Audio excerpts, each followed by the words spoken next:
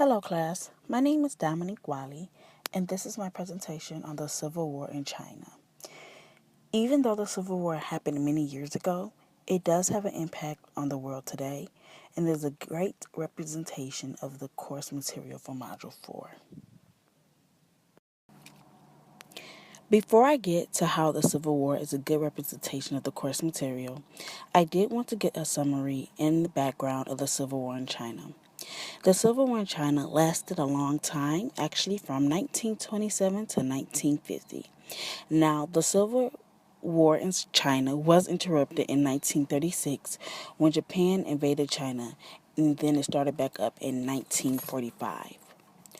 The war was fought between the nationalist government and the Communist Party due to a lack of power.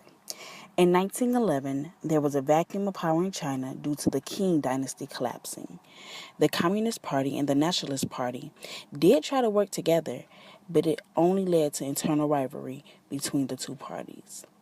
The leader of the Nationalist Party decided to get rid of the Communist Party, which led to many of the communist leaders being killed and arrested. That massacre is called the Shanghai Massacre.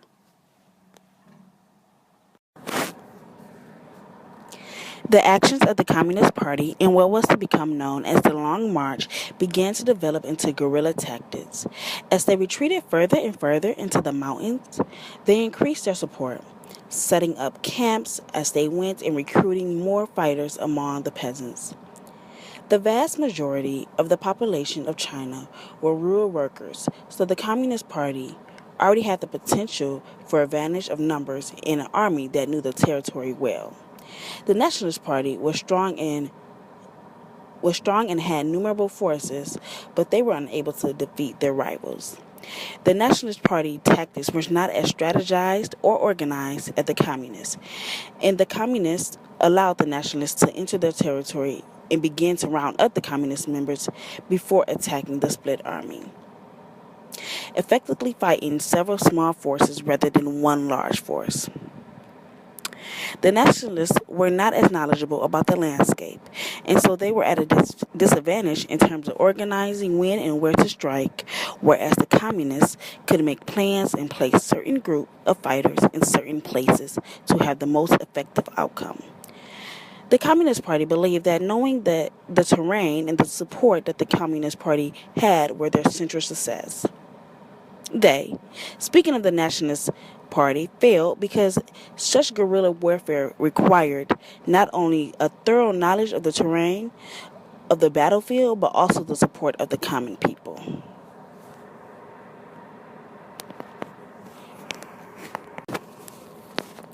Guerrilla warfare was found to be more effective than traditional techniques, and so Mao, who was the leader of the Communist Party, created this idea of revolutionary warfare that incorporated several stages in which the communists needed to teach their ideology to the peasants to educate them, gaining their trust and support.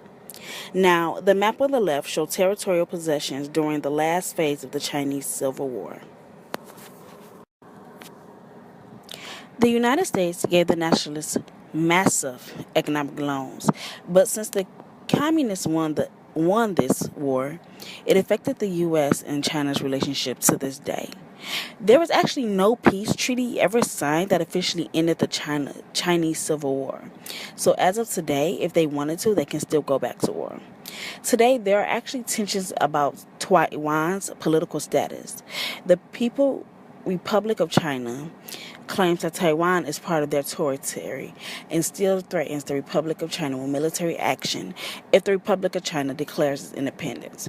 The Republic of China, however, also claims mainland China belongs to them.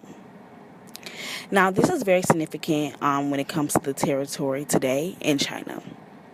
Many years ago, a Chinese fighter jet pilot was killed when he collided with an American spy over the South China Sea. This episode sparked the tension between Beijing and Washington. On one level, the dispute is about territory.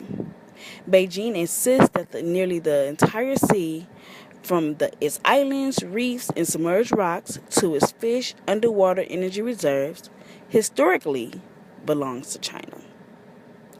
Now, the U.S., however, regards the South China Sea as international waters and at least until rival claims by several neighboring countries can be resolved.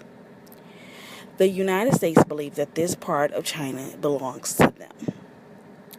If China wanted to, they can go into war in regards to this territory because, like I stated earlier, there has not been a peace treaty ever signed that officially ended the Chinese Civil War.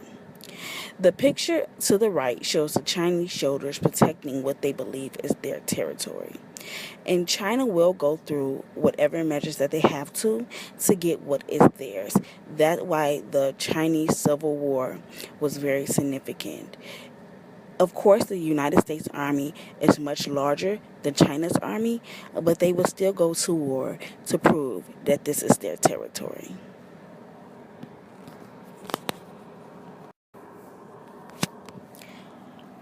In conclusion, so the Chinese Civil War showed that the American-style two-party states would not actually work in China. Not when two political parties have two diametrically opposed ideologies. Therefore, for the foreseeable future, China will continue to be a one-party state until another political party can organize its own army to overthrow the Communist Party. Until this can happen, there will be no compromising of anything. China believes what China believes, and their territory is their territory. Thank you so much for listening to my presentation. If you have any questions, please comment below.